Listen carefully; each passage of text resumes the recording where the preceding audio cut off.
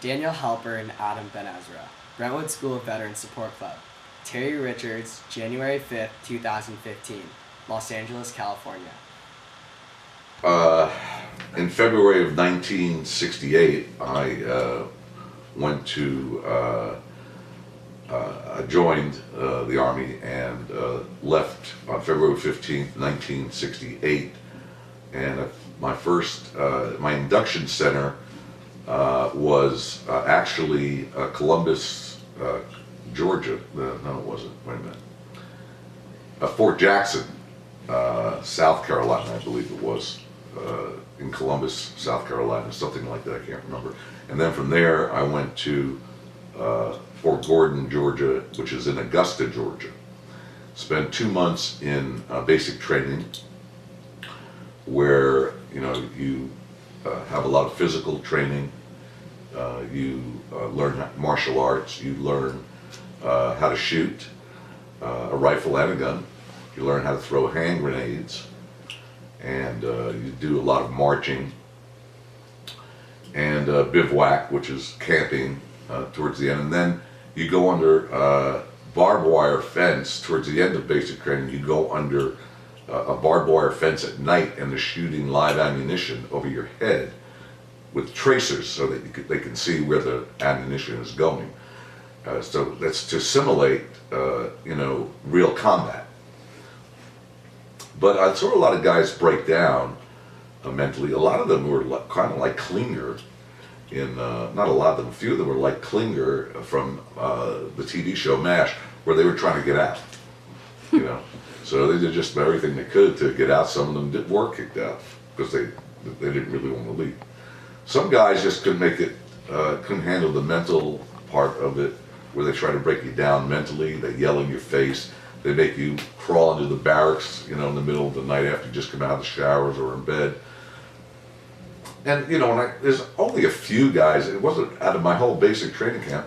I don't know, maybe there's about 2 or 3 that I knew of that couldn't make it through physically or mentally. Some guys came in obese and had to be sent to a special basic training unit for heavy people. To lose that weight before they can come back to regular basic training.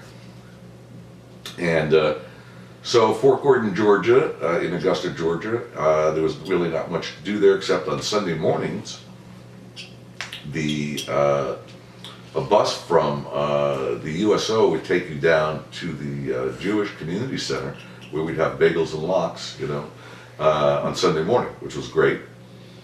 And then we were out, we got passes after we were there a couple of weeks. Basic training was 8 weeks. After we were there a couple of weeks, maybe 3 weeks, we were allowed to go out on pass up until a certain time, probably midnight, I think so. Get out and date if you want, or just go eat in a restaurant. A lot of us in Georgia, you had to be 21 to drink. So we would go over to the USO bus would take us over to South Carolina border there. We only had to be 18, so we could drink liquor. Now on post, we were allowed to have 3.2 beer on post. What's really amazing about that is at the time you had to be 21 to drink and 21 to vote. So I went in the Army at 19, and I still couldn't vote until it was only after I got out that those social changes were made, by the hippie movement. And I couldn't drink either. I could go to war, but I can't drink or vote. So, then during that same period, it was, they changed the voting age to 18 and the drinking age to 18, but the drinking age changed back again to 21 a number of years ago. So then from basic training, I went to advanced training, which was military police school, same place, Fort Gordon, Georgia. And that was also 8 weeks. During that time, a lot of physical training. You'd learn how to be just like a police officer, is what it was all about. Just you get the same kind of training a police officer would get. More fighting techniques, administrative techniques, and how to read somebody their rights, If you were apprehending them in the military, we're not allowed. We don't use the word arrest for whatever reason. It's apprehend. So, how to read them, their rights to an attorney and the right to remain silent. And then during that MT school, Robert Kennedy was shot towards the end of it, and I remember that. I remember it being very important to me because of his brother, Jack Kennedy, the president, being shot only 5 years earlier. And so I said to myself, I called my mother right away as soon as I heard it, and I said, what the hell's going on in this country? President was shot, now Robert Kennedy was shot because he was going to run for president. And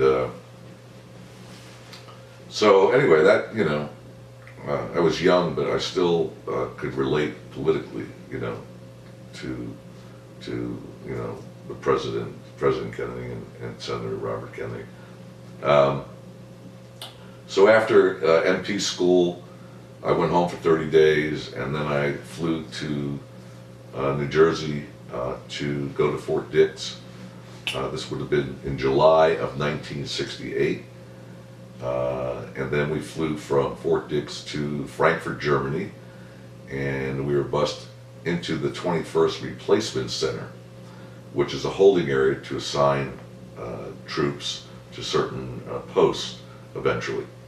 I think I was there about 3 days, and then from there I went to West Berlin. I was assigned to the 287th Military Police Company in Berlin, or West Berlin, part of the Berlin Brigade, where I both did patrolling, in a patrol car, and also worked at Checkpoint Charlie, which was a place for for military personnel or American tourists to stop, not just American tourists, but British, American, and French tourists, because once again it was an occupied country by the British, American, and French, and so the Russians were in East Berlin because they put up a wall,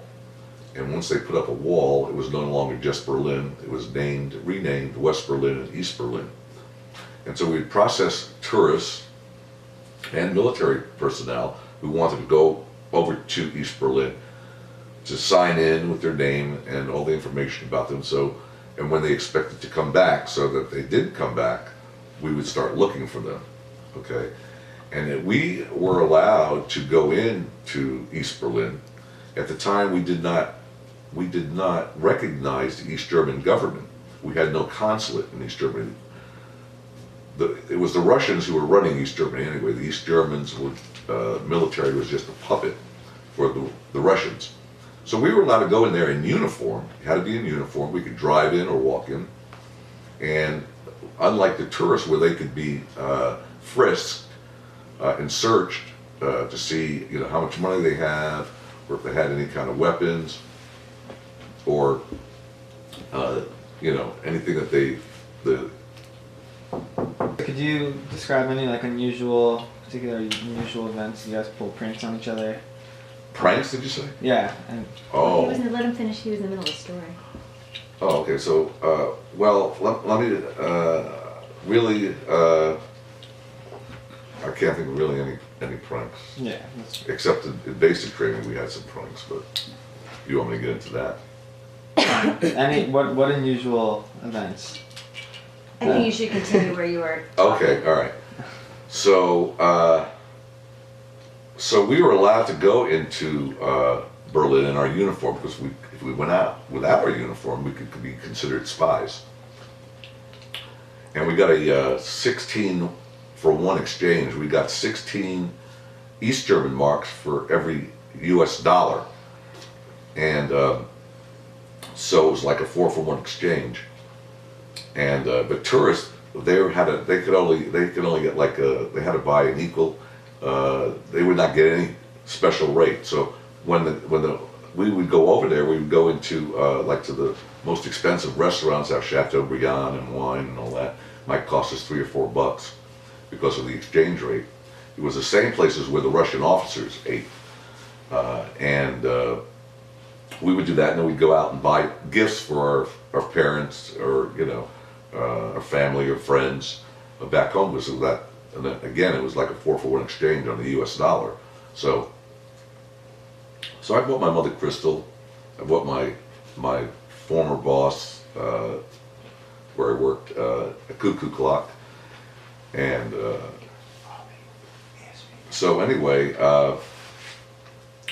One of the memories I have there about going into East Berlin is each time we would go in there, we were always stopped by young people who asked us if we could put them in the trunk of our car and take them through the checkpoint.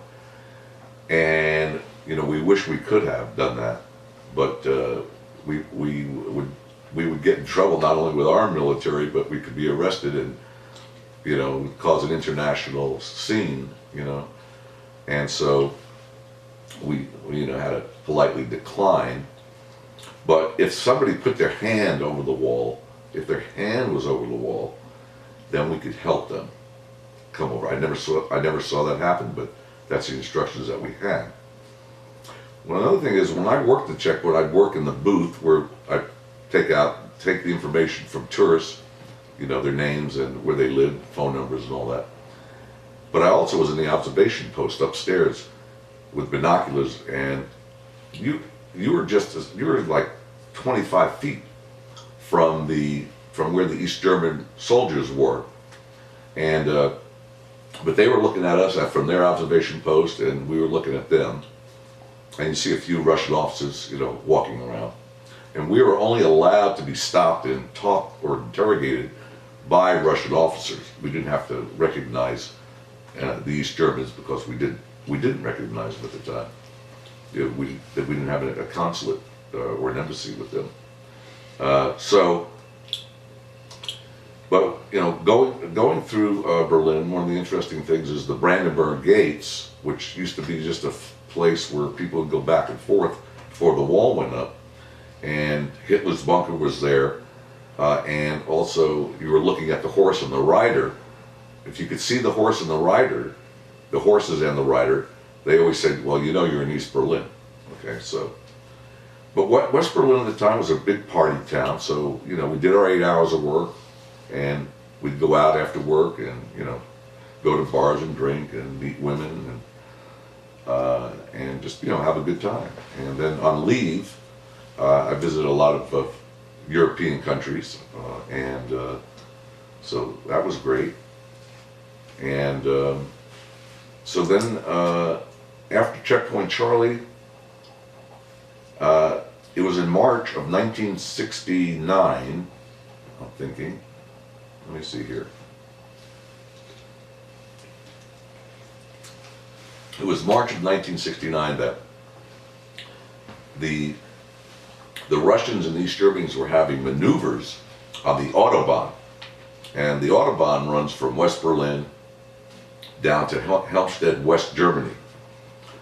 And part of the four-power agreement with the British, American, French, and Russians was that none of these powers could ever block the Autobahns for military traffic. But the East Germans were having their maneuvers, 50,000 East Germans, going down the 110-mile trip. And so actually when you were in West Berlin, you were what they used to say 110 miles behind the Iron Curtain. But they were doing maneuvers and they were slowing down the traffic of Allied forces. So they set me down myself and another sergeant down to going down the Autobahn and making that 110-mile trip. And they gave us a Jeep and our rifles. They said, take your rifles and lock and load. And I thought that was kind of funny.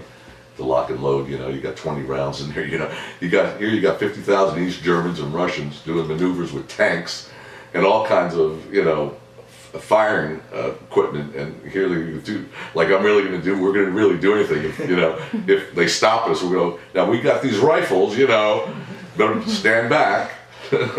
So there's a tank in front of us, you know, but anyway, I thought it was kind of funny.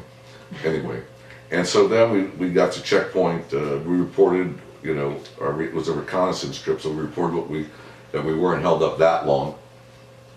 And then the commanding officer at Checkpoint Alpha, which was Helmstedt, West Germany, which is Checkpoint Alpha, and it's part of the Berlin Brigade. He took a liking to me, and he said, "I want you to come down here and you know, work at Checkpoint Alpha," and it's a Sergeant E5 slot. So after I was there for a couple of months, I made Sergeant E5. So I was in the service like 16 and a half months. Only 16 and a half months before I made Sergeant E5. And, but Berlin, Helmstedt, you know, that was quite an interesting town too. It was just a small town, ma and pa, restaurants and bars.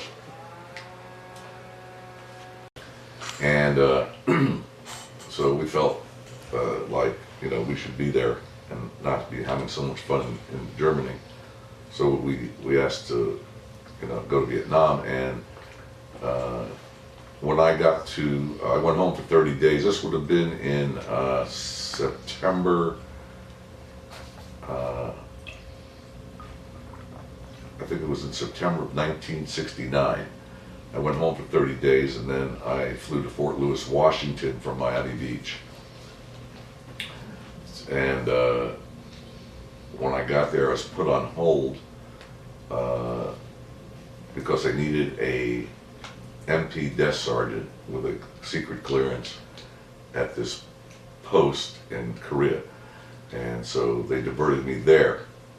And I flew from Fort Lewis, after I spent a week at Fort Lewis, Washington, and then they flew me into Seoul, Korea, where I was then driven to Camp Page, which was 70 miles northeast of Seoul, in a town called Chuncheon, Korea. And you know, that was an amazing experience, to live in a place that had very few modern conveniences outside the post. And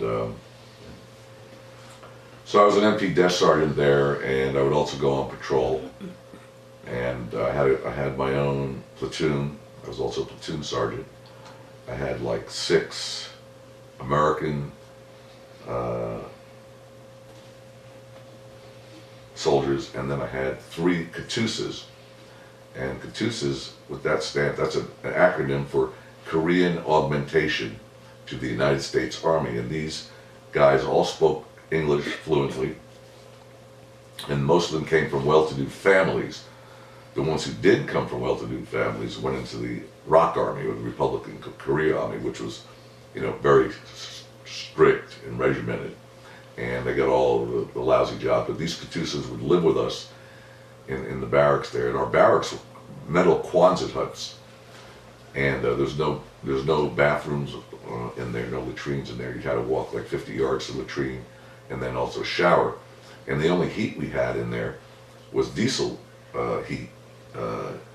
And so in the wintertime, you know, it got like 40 below zero. We were like up in the mountains. We were about 40 air miles from the DMZ.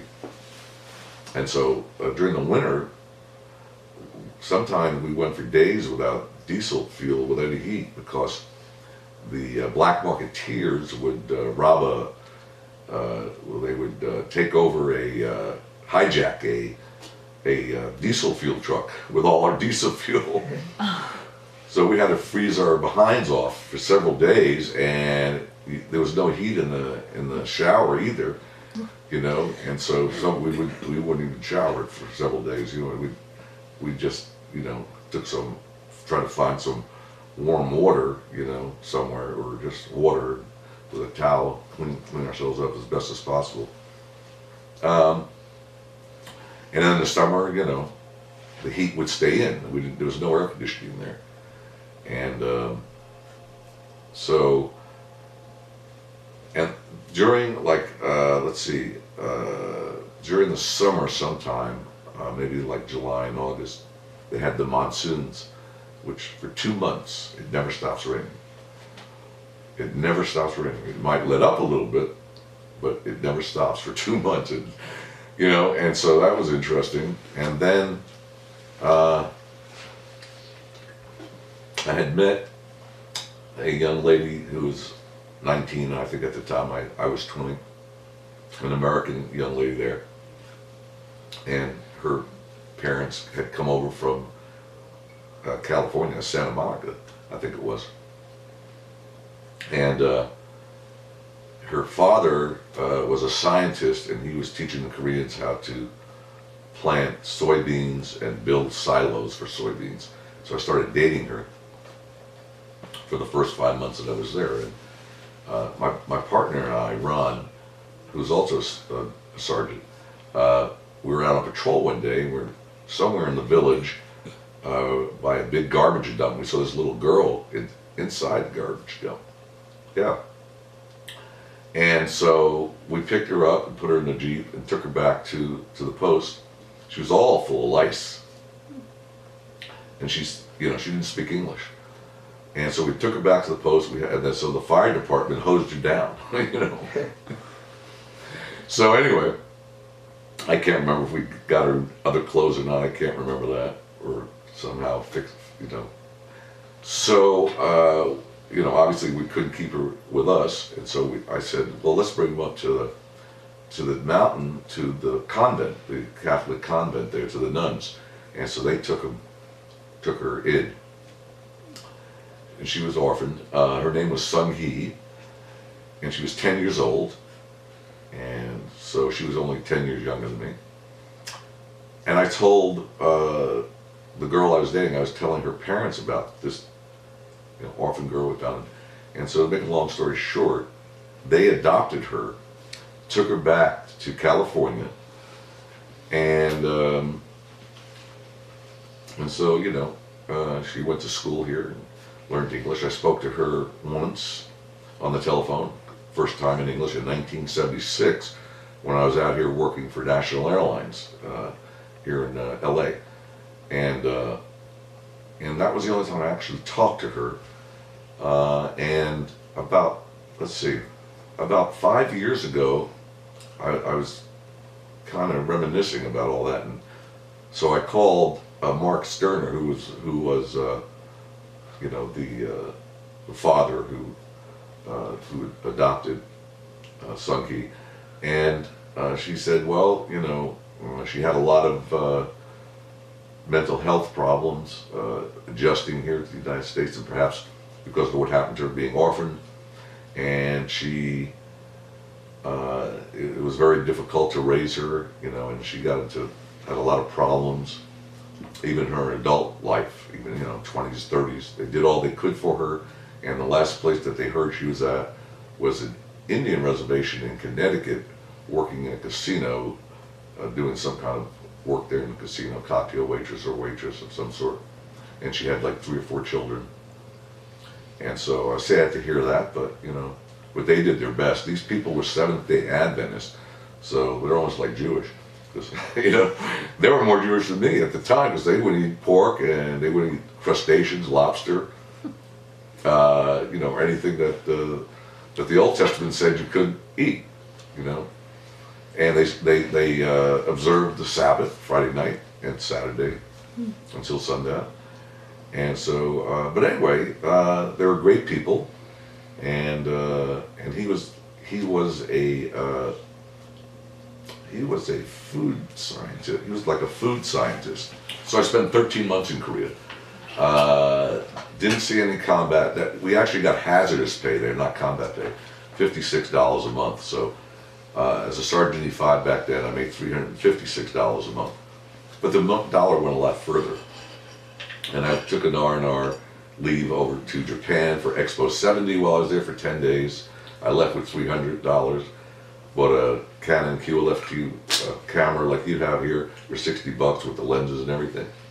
and still came back with $50 in my pocket after 10 days of traveling all around Japan.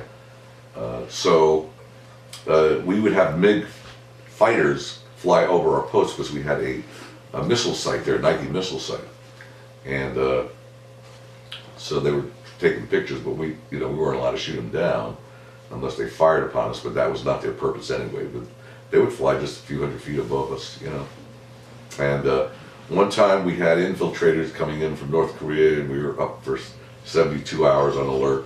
That was about the worst thing that the most hazardous thing I saw over there. Waiting around for North Koreans to attack, but that didn't happen. And we were actually in foxholes. But anyway, and they say there's no atheists in foxholes. So anyway, after Korea, if you had 6 months or less time left, you were in Vietnam, they wouldn't reassign you. In Korea, it was if you had 5 months or less time left, they would just send you home rather than reassign you. So I went home. It was November 30th of 1970. So I got like an extra, I didn't have to serve 75 days. And so I was actually in the Army 33 and a half months.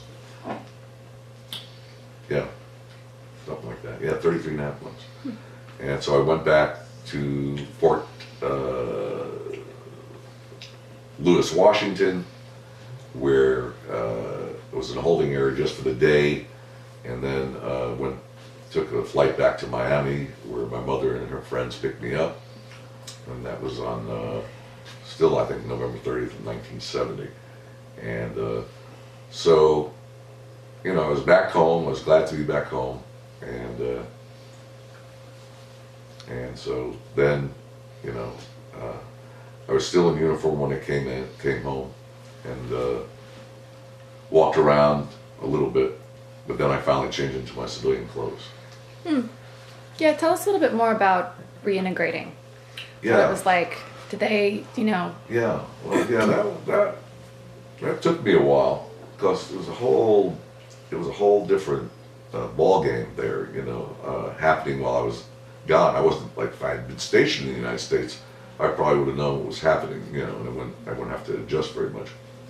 But yeah, it was, the hippie movement, and everybody smoking marijuana and doing LSD and free love, and so my boss gave me the job back at the hotel where I was a lifeguard, and a cabana boy, pool boy, whatever you want to call it, and but I only stayed a couple of months, and then I went back to school. I went to college, I went back to college. And I got my Associate of Arts degree. I had a few friends that I associated with that I had before I went into the service.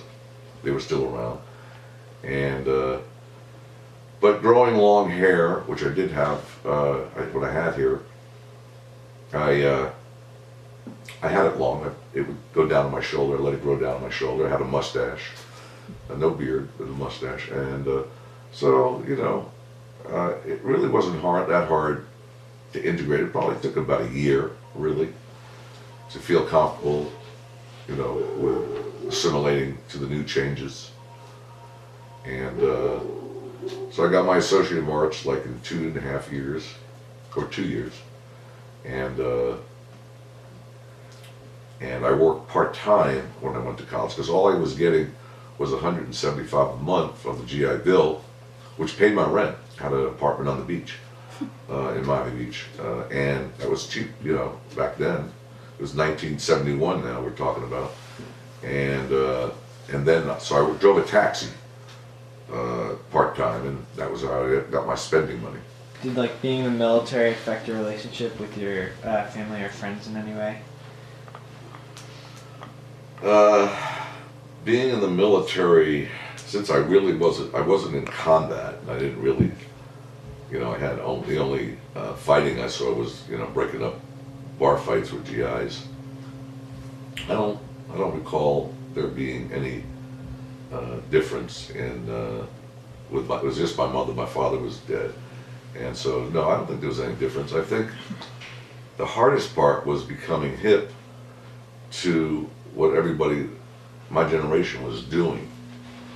And I smoked marijuana, recreational purposes, of course, and but I never got into the hard drugs, like cocaine or PCP or LSD. Strictly social, like a social drinker, a social smoker of marijuana. Well, what about integrating, having been in the service? Sorry to cut you off there, Freddie. We'll try it. All right. Ready? Over here. Just let Daniel get So, Let me get him out. all right. Okay, so while I was in Korea, I remember hearing about the not riots, but demonstrating by the hippies in Washington D.C. Asking for the end of the war, and I actually didn't have a hard time with it because when I went in the army, I was very patriotic because my father had been in and my brother had been in, and so I felt it was the right thing to do, that everybody should serve who could physically serve. And but then you see things that they shouldn't be doing, like the Vietnam War, because we used to talk to guys on the shortwave radio that were in Vietnam from Korea. So no, I agreed with what the hippies were doing, and it did ultimately end the war pretty much because of those demonstrations, peace demonstrations. I never had a problem. I'm a big believer, a strict constitutionalist. I believe in the freedom of speech, the freedom to demonstrate, peaceably demonstrate. And I think most of those demonstrations were peaceful. So anyway, I didn't have a hard time, with any of that, of what they're doing. So I was actually, I actually became, I never became part of, I never demonstrated, for peace, but like from the time I came back till the end of the war, which was, I think 75 was the official end, but I think it started ending in sometime in 73. But no, I didn't, I didn't have any problem with the hippie movement at all. I agreed with it.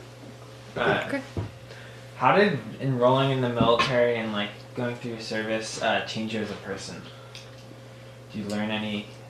Well, I think the discipline helped me get through times after I was in the service, getting through hard times after I was in the service, including being homeless on a number of occasions.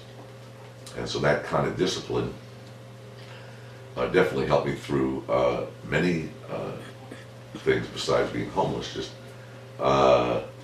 working,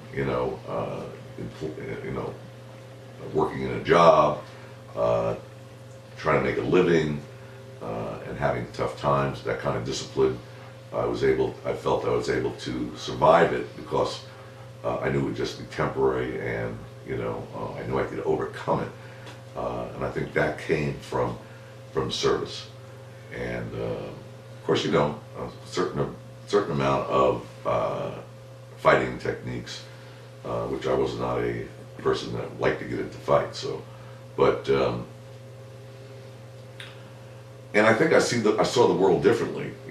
When I came back from Germany and Korea, what I saw was that people are the same everywhere, just different cultures.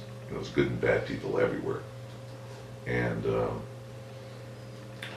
but it was a good experience. It was a great cultural experience in Germany, and then traveling around Europe, and then in Korea, and then going over to Japan. It opens up to your eyes to that there are other cultures that live differently than Americans, and I think that's very important. And you may not agree with them, but you should tolerate them, and considering that like only, 25% of Americans have passports and do any real traveling, it's because they don't. The other 75% that does not travel around the world to see different cultures and how they live, and is the reason that we have such intolerance here by that same 75% who are intolerant of other people's cultures that live here in the United States, as well as them actually living where they live. In your, no, after you, it's a two-part question. Okay. One part is the fact that you were in the military, and what factor would that be that caused or had any causation to your homelessness when you got out? Mhm. And the second, in your experience, what could the military have done to have avoided that experience in your life? What affected me after I got out of the Army,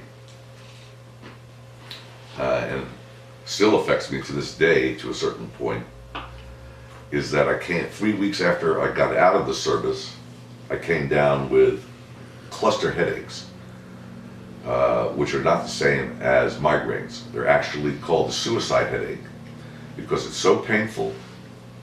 It could be up to 20 times more painful than a migraine headache. And so it would last, my particular clusters would last for 6 weeks. They would come 4 times a day.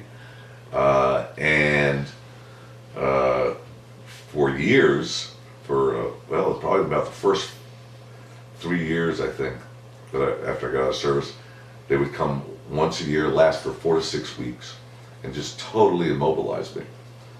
And there was no pain. Even to this day, there's still no cure or pain medication that can completely do away with the headache. And that led to depression.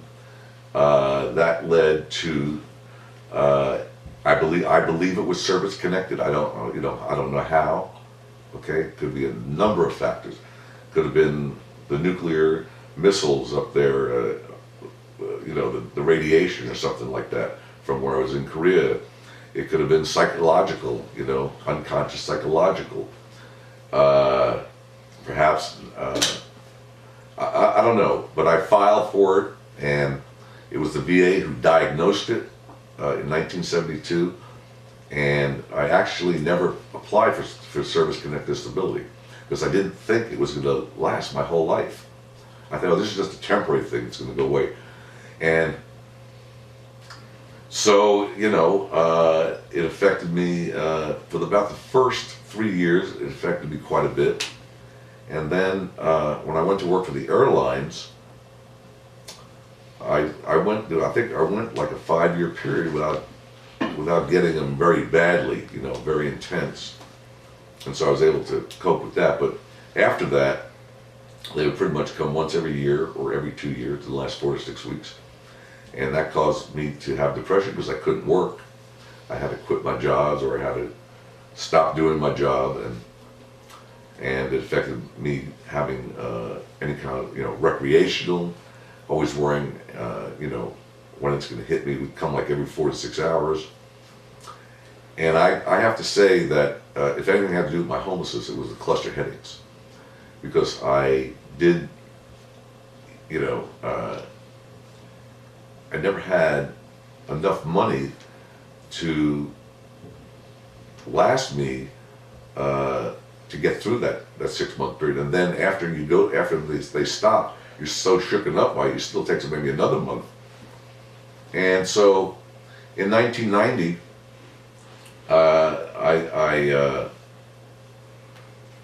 got a real bad bout. It was 10 below zero in Ohio. I got a real bad bout of my cluster headaches, and so I went to the VA and said, I'm feeling, I haven't acted on it, but I'm feeling suicidal. And so I said, I want to be admitted to a hospital. They admitted me to a mental health hospital in Chillicothe, Ohio, about 45 minutes from Columbus, Ohio, where I was living at the time. and it was 10 below zero weather. And but anyway, that was an experience too. I was there for 2.5 weeks, and they said, "You don't belong here. You know, you don't fit the same description of most of these other people here with mental health problems." And I said, "So you have a place for me to go after I leave here?" They said, "No." So back in the mid-90s, I found that breathing in cold air from the air conditioner bed, Yeah. or right from, if you had a window air conditioner, that also helped reduce it and made it go away faster. I took those things into my thigh, but it made, in my case, it made them worse, not better. But this was in the 90s. Maybe today they have more advanced stuff. I never knew this. Right. I've had the experience, and it is. It's unreal, isn't it? I couldn't describe it to the level of pain we're Yeah. talking about. Yeah. It is. It's undescribable. It really is. Sorry, take us back to Ohio, negative 10 degrees. when So we were, we were in, Oh, can you be quiet? we were in the day room watching a documentary, some of the guys, and it was about the Vietnam boat people coming into San Francisco. When was that? Back in the 70s or something like that, after the Vietnam War. They were, political refugees from the new Vietnam. And it was showing how when they came to the shore, they took them to housing. They had housing available for them right away, not tents, but regular apartments or houses. They made sure they had food. They got food stamps. They got business loans. They got schooling. And the most important thing, of course, is they got housing. They didn't have to stay on the street. And coincidentally, right after that had ended, the nurse came in and said, "All you veterans who are leaving next week, if you don't have a place to go, the bus will take you from here to Columbus, where you can stay in the homeless shelter if there's any room, and you might be able to stay there for a week." It was 10 below zero. It was the coldest winter in Ohio in 55 years. This would have been in February, early February of 1990. So I said to the nurse, I said, "We just watched this documentary." I said, "I've been out of the system for 13 years because I had private health insurance."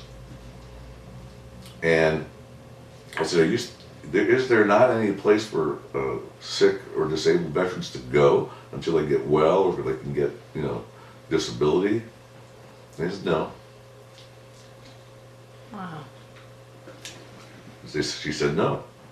And it was right there and then that I said to myself, I can't believe this, And I said to myself, I'm going to dedicate my life to helping homeless and disabled veterans for the rest of my life. And that's what I did. 25 years this month. Wow. Can you stop? Congratulations. Yeah. I was a veterans' rights advocate. I helped veterans with their claims. I won their claims, even though disabled American veterans or Purple Heart or American Legion couldn't win the claims for them. They didn't write the brief the correct way. I had a knack for writing a brief, and it took anywhere from 20 to 40 hours per brief. So I didn't do a lot of them. But there was one guy was homeless, Jeff. He was about to lose everything, and I got him 100%. After I went over his records and turned it in, I got it for him within like a month and a half. Okay, unheard of. And then there was another Korean War veteran who was 80 years old, been trying to get disability for being in cold weather injuries in Korea. He had all those organizations that couldn't get it for him. I got it for him. It took 3 years, but we got it for his first check was $262,000. He bought a house for cash and a new brand new caddy for cash. And he was 80 years old, and I said, "Jim, I hope you live to 110 so the bastards have to pay you that long," So yeah, and of course, as Joe knows, expose VA misconduct against veterans in all different ways by denying their disability, unlawfully denying their disability, not, finding places for them to live.